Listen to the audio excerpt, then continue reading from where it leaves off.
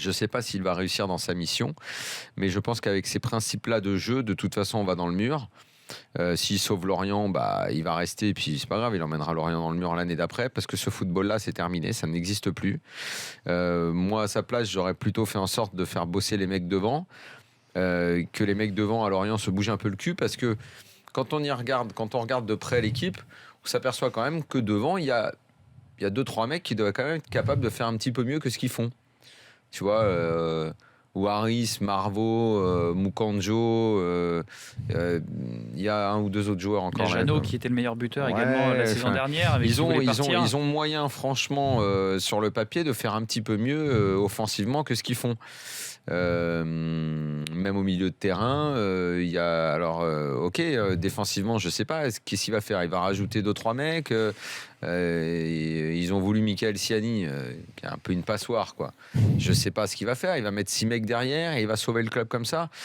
Casoni. non, mais c'est parce qu'il reste aussi peut-être sur un 6-0 contre le Paris Saint-Germain. 5-5, mais Casoni, c'est un peu l'ancienne école, l'ancienne mentalité. Le beau jeu, ça sert à rien.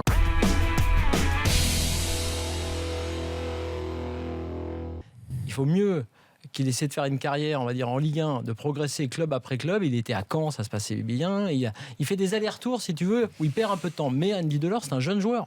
Parce que ça fait un moment qu'on en parle, mais il a 25 ans, Andy Delors. Pourquoi il dit qu'il a perdu du temps? Il a encore vachement de temps devant lui. À un moment donné qu'il en avait trop perdu jeune et que son éclosion était tardive. Et là, il peut revenir où, à Rennes? À Rennes, c'est quand même pas mal. À Rennes, avec Gourcuff, si ça se met en place, il peut mettre des buts. Donc Delors, on connaît ses qualités.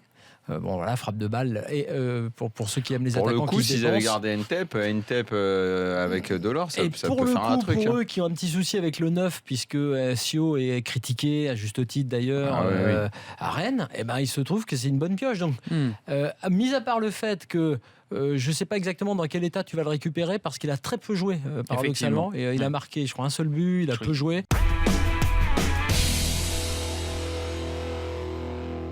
Quand tu es footballeur, tu as envie de jouer des grands matchs. Et quand tu vas jouer et tu vas servir un petit club, parce que lui, il va jouer un grand match, tu es un peu le dindon de la farce, que tu n'as rien à y gagner. Donc, il faut le comprendre. Donc, en plus, tu y vas avec les gants et il fait 3 degrés, tu as peut-être la neige, un terrain bosselé, un stade de 2000 places où ils sont 4000 et que tu sens que tu as tout à perdre. Tu te languis que d'une chose, c'est que le match soit terminé, que tu aies gagné et puis que tu passes à autre chose. Et c'est juste normal. Je t'entendais tout à l'heure parler en disant... Ce qu'il faut, c'est éviter de perdre pour pas te taper la honte. Voilà, mais qu'après que le match passe vite et que tu le gagnes et que tu passes à autre chose, ça je le comprends. Voilà, c'est ça. Je le comprends. Après, comme tu disais, c'est vrai qu'en plus, moi j'ai joué à Marseille. Quand tu joues à Marseille, si tu perds en Coupe de France contre une petite équipe, tu vas te faire allumer le lendemain. Et tu viens de rentrer, tu n'as même pas attaqué le championnat, que tu attaques la Coupe de France. Bon...